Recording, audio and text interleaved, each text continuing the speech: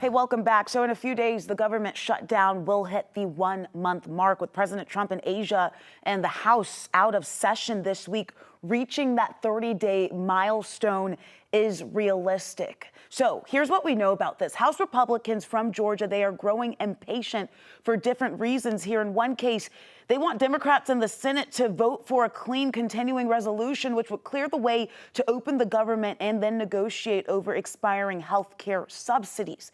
Democrats, however, in the Senate, they want that conversation now. Well, Congressman Brian Jack, a Republican who represents Georgia's 3rd congressional district to the west of Metro Atlanta, he told our Doug Richards Friday that the House already did its job. House Republicans did our job. We, by the way, bipartisan legislation passed the House on September 19th to fully fund the government. Went over to the Senate 12 times now.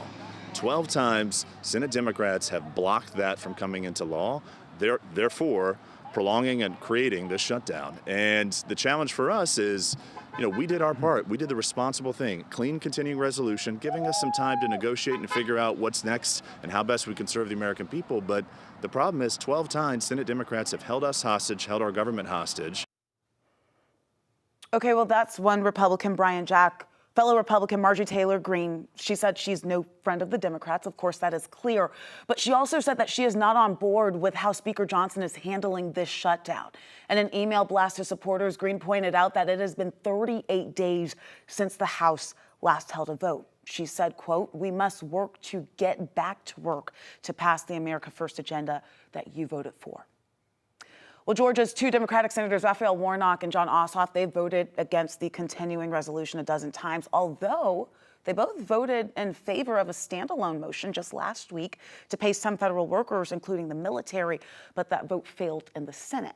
Now, both senators want the Trump administration to sustain the SNAP program. They joined fellow senators in asking the U.S.